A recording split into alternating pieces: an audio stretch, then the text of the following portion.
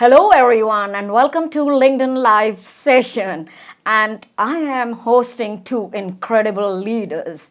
Johnny C. Taylor Jr., my boss and CEO and president for SHRM, and Chief Marketing Officer for LinkedIn, Jessica Jensen. Couldn't be better.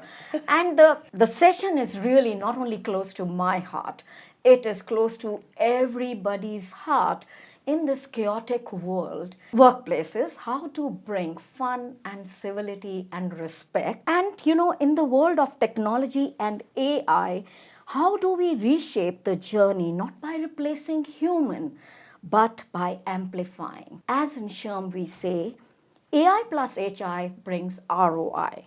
My question to you, Johnny, you are leading SHRM global movement to create better workplaces. What personally inspired you to launch SHRM's Civility campaign? And in today's polarized world, what lesson has it taught us and bringing empathy? Right. So it's interesting. 2019, I remember in particular, I was sitting in the middle of the Oculus in New York City, beautiful port where all of the travelers come in every morning. And we released some new research at SHRM, and it found that the word toxicity for the first time was showing up when we asked employees what did they like most, or least, I should say, about their work experience. We assumed that they were saying bad managers, race discrimination, gender discrimination, etc. When in fact we dug into it, what we realized is that toxicity was they were receiving at the hands of their colleagues, not their managers. And the toxicity was all around different perspectives, how they were being treated in the workplace, in short, incivility. So I remembered leaving that event saying to our team, our marketing team, in fact, that what we would do then is make this a cornerstone of our work, that people should come to work and enjoy work as much as one can enjoy work. And that served as the basis for this idea of focusing on civility in the workplace. Now, this notion is this old sort of golden rule of treat people the way you'd want to be treated. And so empathy became the underlying theme of it all, which is, think about how the other person feels. If you sort of go about your day, Jessica, right, day to day, thinking about how the other person can be made to feel, and you're cognizant of it, then you'll be naturally more empathetic and create more civility in the workplace.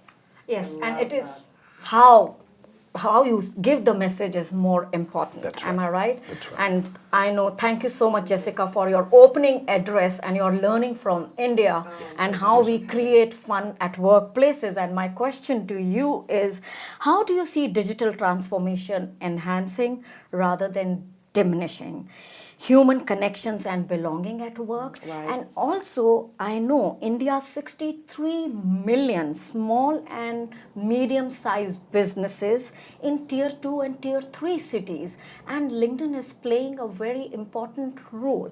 And me and Johnny were at US India Strategic Partnership Forum, and there is a lot of investments happening in tier 2 and tier 3 cities. Absolutely. And LinkedIn is also part of that journey. Great. So Well, can thanks. you please? That's a lot to cover. I'm thrilled to be at SHRM. I adore SHRM, but being here in India with you is such an honor and a treat. This market is electric. So I'll start with the first topic of digital. Digital loneliness is now an epidemic around the world, and certainly a dynamic that we see in workplaces too. But I firmly believe that I live a very rich digital life in my personal life and my work. Of course, no replacement for in-person hugs and kisses and laughs. But I think that, at LinkedIn, we have 1.3 billion people around the world who connect with expert knowledge, colleagues, bosses, people in new industries, learning content. And I think that what people are able to share and glean from other human beings through LinkedIn is incredibly powerful, and we're constantly adding to that offering, which is thrilling. And then to take your small business question, 63 million small businesses in India are the backbone of this economy, 30% of GDP. The AI tool adoption rate amongst Indian small businesses makes the other countries in the world look like they're asleep. It's phenomenal. And Indians have always been innovative and embracing the new, as you know. better than anyone. At LinkedIn, we small business is also utterly critical. India is LinkedIn's second largest market in the world. Yes. And we care passionately about the growth of this country, the growth of businesses, the ability for workers to find new opportunity. We're coming out with a new offering called the Premium Business Suite for small businesses, which allows you to have your identity of your business on LinkedIn, get marketing credits to grow your business, sales and client discovery credits, as well as the ability to do hiring with AI tools. Small businesses have no extra time. They need a one-stop shop where they can get everything done to grow, and we want LinkedIn to be the best place for small businesses to grow. You can't ignore a market which hires 10 million people every year. The growth here is unfathomable and amazing. Okay, my question to you, Johnny, in this time of chaos, whether economic uncertainty or organizational change, how can leaders balance empathy with accountability and still drive performance? You know, that's the toughest question of them all because we all want to do it, right? You know, you manage people. On one hand, I am putting myself in the shoes of my colleagues and trying to understand what their lived experiences are. But I want them to do the same thing for me, which is, as a leader, I've got to have a return on the investment. Yeah. People put money into the organization, into our businesses, and they expect a return on that. So the key to that is really honest conversation with your employees. We assume that our colleagues understand what keeps us up at night. We make that assumption. That's right. And we're sophisticated business people who have the viewpoint of the entire sort of landscape. And I have found as a leader myself that if I pause and not make that assumption and communicate with my employees exactly what I'm going through. Johnny had a bad day. Not only do I have my personal life, but I've got to take care of the rest of you all as well. That's hard every And day. that's hard. So what we found at the core of this is to teach leaders to talk a lot more, communicate a lot more, and really listen more. So extreme listening coupled with communicating with others will help solve for that problem. May I add something Please, to that? please, I think that's so please. important. I think we spend a lot of time in the world of work talking about empathy for our employees and our staffs, and that is utterly critical. I heard somebody say recently, you have to have empathy for your manager and your manager's manager. Yes. Because we're all people dealing with multiple constraints and challenges, and if there's empathy up, down, and sideways, that's how organizations thrive. So transparent communication, empathy for manager from top to bottom, entire chain is very, That's very exactly right. important. And actually to that point, to double click on that, this notion of, there's this new concept that's called quick cracking. Quick I don't know if cracking. you've heard it. No. Okay. And it's this notion that middle managers are just wanting to walk away from the profession because, to your point, everyone's worried about the employees, no one's worried about the manager. Yes. And they're cracking under the pressure. Middle management is the worst job increasingly in an organization. there's a And lot so of this truth quick to that. cracking is really a big issue. They are the valued B players That's right. because they run the engine of the organization. That's right. Yeah. And they're dealing with the challenges that come up Come and up the pressures and from the top. That's right. Jessica, the question to you, you have worked for various organizations. As a woman leader, how do you manage and juggle with so many challenges of your life? Can you Right. share? I love complexity. I love change. I love people. And so it is an honor for me to be a mother, a daughter, a wife, a worker, a leader. I don't do it well every day, and that's okay. I have days where I am able to keep the 7 plates in the air, and days where the plates fall at my feet. And I get up the next day and throw the plates in the air again. I make it fun. I have tolerance for myself, and great gratitude for my family and the people I work with. And I just keep on trucking.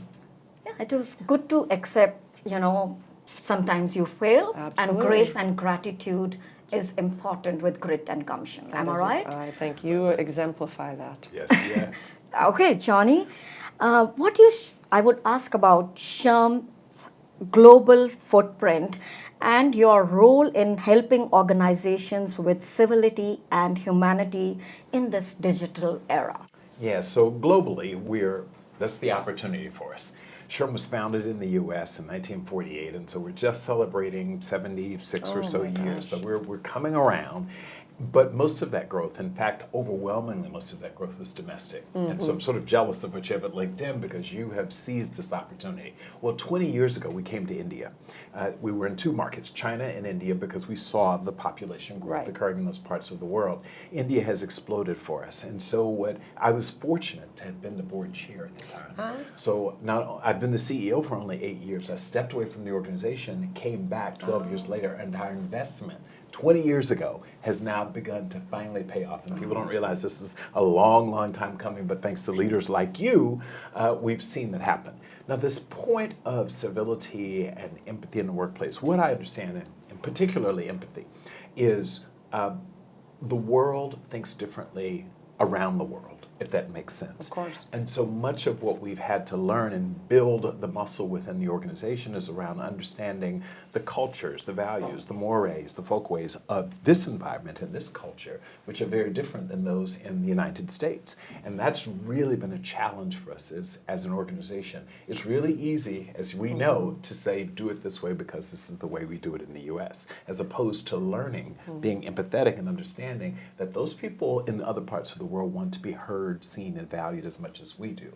And that's been a big part of my work and our work collectively as leaders within SHRM. Absolutely. I will say I think America has a lot to learn from India. That's right. And many, many other countries. But I think the Jugaad spirit here. Oh my God! And Yes. the Good. I love that word, it is Jugaad a spirit. wonderful. Jugaad is a word I've learned on this trip, which means working through challenges and going around obstacles and finding a way to make it work and to succeed.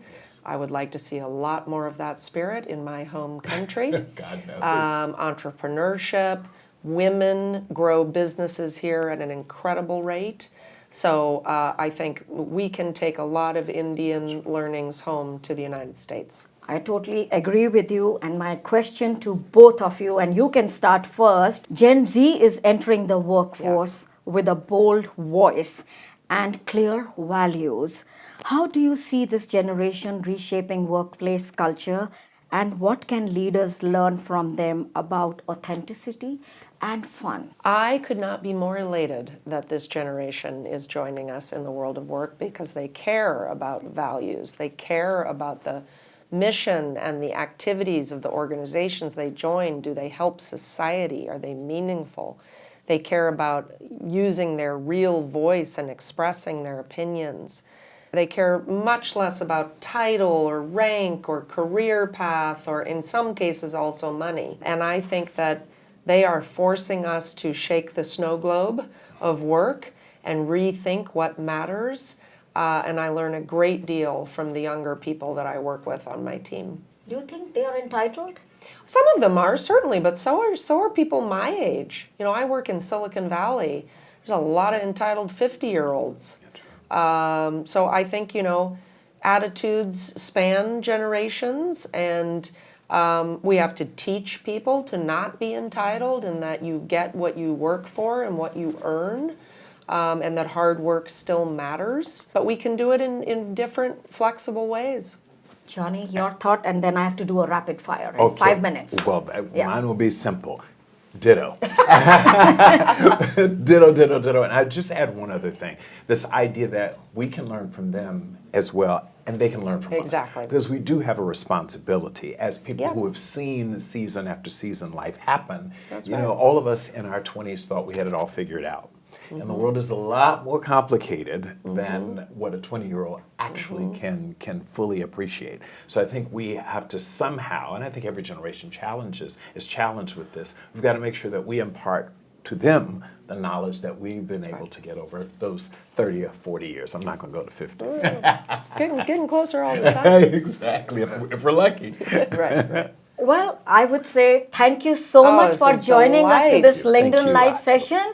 It was great chatting with you both, and you gave us some great Oh, it's a points pleasure to in be this with you both. Always. chaotic world. Fun is important. let Absolutely. yourself loose and enjoy work in this festival of work. Thank you so much for it's being such here. a treat. Thank you. Thank you. Thank you for having us. Thank you.